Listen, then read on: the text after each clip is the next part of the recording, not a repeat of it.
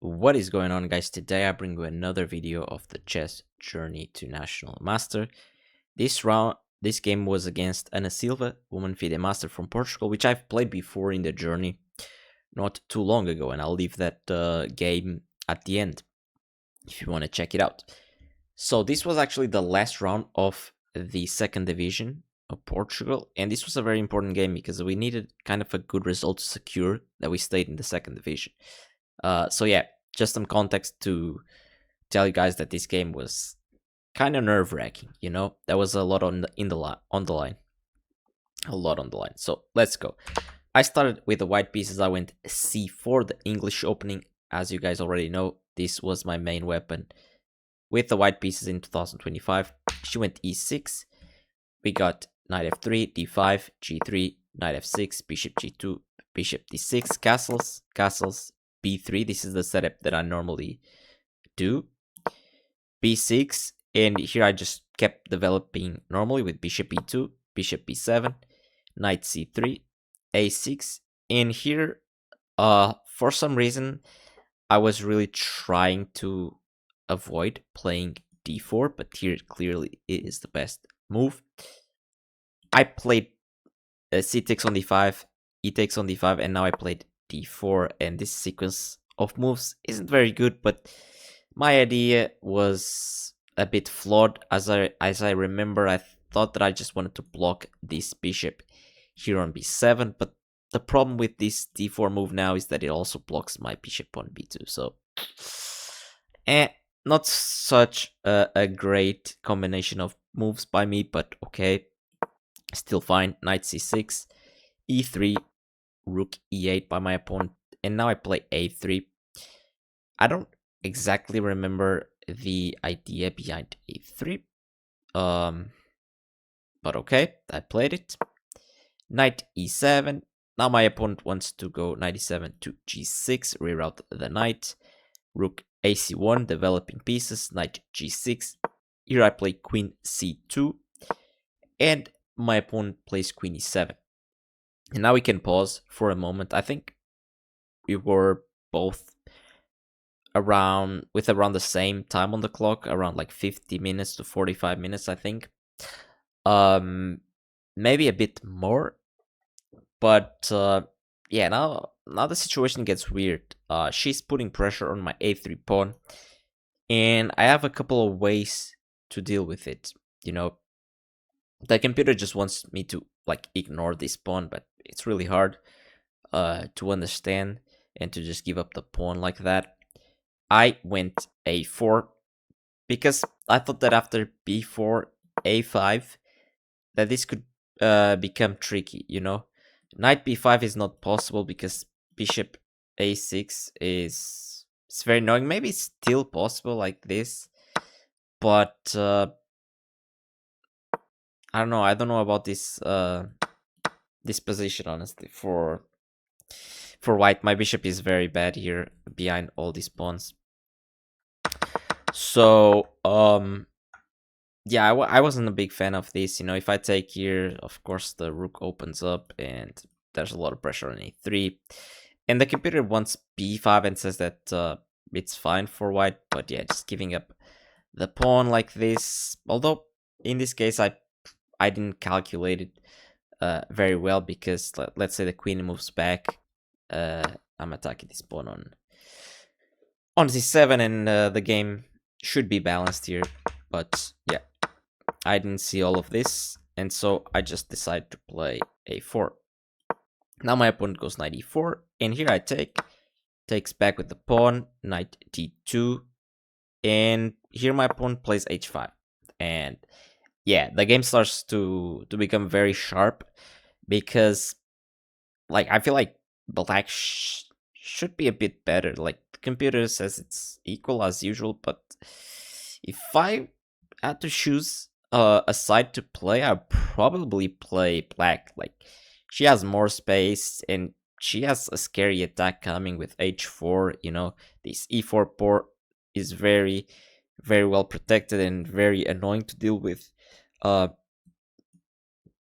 This bishop is doing a nice job controlling the e4 pawn, but in the future it might go to c8, and this bishop on b2 is not so great, but I can also try to open it up with an eventual d5 at some point. But yeah, it's double-edged, I would say.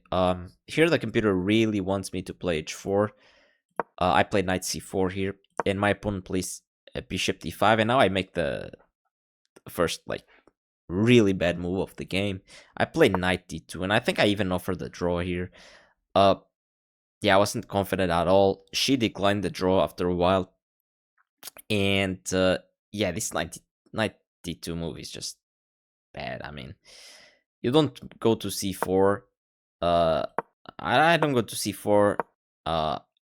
Last move to just simply go back. No, I want to take the bishop pair, and I should have just taken the bishop pair. I don't know why. I was so afraid of this position. Okay, this pawn on b3 is kind of weak, and it's kind of hard to actually, you know, keep it alive without being too passive. But again, this pawn now it becomes also quite weak, so it's probably balanced. Sharp game. But yeah, I go to d2. I mean, this doesn't make any sense. I just wasted a move. I just wasted a full move. Actually, I wasted two moves because I went to c4 and then I went back. So I wasted two moves. Yeah, of course, black is better here, without any question. And my opponent keeps improving her position, plays h4. I play bishop c3. I don't know what I'm doing. I'm kinda panicking because I don't see a way to develop my pieces. Like, knight d6 really was the only move because like I have less space. I want to trade pieces to kind of free up my position because now all my pieces are like stuck here. Like there's no way like I can use my pieces. Like it's just so ugly to look at this position. Oh my eyes. Queen e6, another nice move. Threatening h3 to really lock up my position and also putting pressure on b3. I played queen d1. At this point in time, I didn't really know what I was doing, honestly. I was just trying to survive. She plays h3. I play bishop h1. So now, after a5, she makes like the first like mistake. A5 kind of locks up the position, and a rook now doesn't really have play in this file, so maybe she probably should have played b5 to try to open up the position now that I'm stuck. And yeah, I feel like this should be a hard move to face actually for me, because I can't really take here on b5. This would just be horrible, opening up the rook. So yeah, I don't know what I would have done after b5, but she plays a5. Now I played rook b1 again. I can't find a good move, honestly. Now this knight literally has nowhere to jump to. This is like the worst knight in history, and this bishop is also not anything to look at. Good. She played bishop before I took. She took back. Here we were starting to get into time trouble. We were both probably around like 15 minutes. Which maybe for some people it's not time trouble, but for me it's already a bit of a time trouble, as I'm not too comfortable with low time on the clock. Anything below 20 minutes for me, it's already time trouble. She plays, I've played queen h5 here, and now she plays rook a5, which I totally missed. I mean, I just wanted to activate my queen, do something active, like try to get some counterplay, but she just immediately punishes me with rook a5, which I didn't even consider. I was mostly playing on intuition right now. I went back to e2. What can I do? She was threatening to just move the bishop and threaten my queen. So now she plays this move, which it's fancy, but is actually, it looks better than it actually is, because of course I can't take on g4. If I take on g4, I get mated after queen g6. That's obvious, but what is the knight really doing here? Like, she's not really threatening to jump yet, or is she? I didn't think so.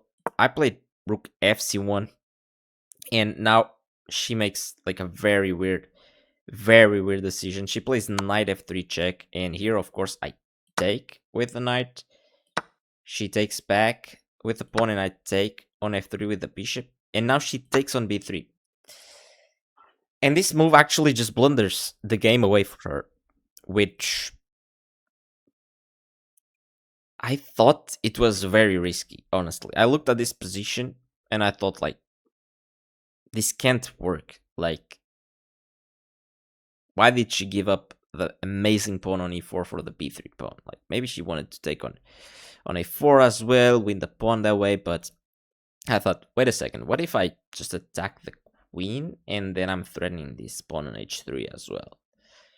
She goes queen d5, and I'm like, something isn't right. Should I take here? But then she takes on a4, or maybe she takes on a4 or something like that, and I was like, I went bishop f3, she went back to e6, I went bishop g4, she went back to queen d5, and I'm like, okay, I have a draw at this point, and I took the draw. After bishop f3, we agreed to a draw, and this is really bad. Let me just show you guys that after bishop e3 here, if you guys want to pause the video, try to find a tactic. This is pretty basic, and you know, this game was played like a year ago, almost exactly a year ago. I think it was around May of 2025. Now we are May 2026, and I think, like, of course it's easier to say now that I'm just analyzing the game at home with no pressure, but I feel like this year, if this game happened this year, I think I would have spotted the tactic, because it's not really that difficult, and it's pretty easy to spot once you think in a certain way. So let's try to get to the winning move. So why does this feel like there's some tactic and this is wrong? Because, like, this bishop is being attacked by the rook, and the only defender of this bishop right now is the queen,